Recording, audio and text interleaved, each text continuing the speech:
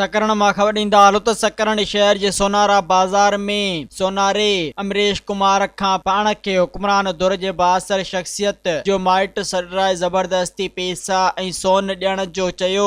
न ॾियण ते सोनारे मथां तशद्दुद कयो। पैसा न ॾियण ते पिस्टल कढी मारण जूं धमकियूं ॾिनियूं। दुकानदार पारां रड़नि ते सोनारा दुकानदार सभु गॾु थी विया। खेसि सोगो करे पुलिस हवाले कयो वियो। दुकानदारनि खे पकड़ियल जवाबदार धमकियूं ॾींदो रहियो ऐं चयो त मां हुक्मरान जमायत जे बासर धुरनि जो माण्हू आहियां, मूंखे छॾे ॾियो। ॿी सूरत में नतीजा ख़राब निकिरंदा। गिरफ़्तार कयल जवाबदार पाण खे सजाद अली ज़रदारी वेठल खैर मोहम्मद ज़रदारी जो ॿुधाए पियो। पुलिस खेसि गिरफ़्तार करे वधीक जांच करे रही आहे। मज़ीद ख़बरनि ऐं तफ़सीलात लाइ विज़िट कयो असांजी वेबसाइट www.awamiNewsHD.com ऐं ॾिसंदा रहो अवामी न्यूज़ HD।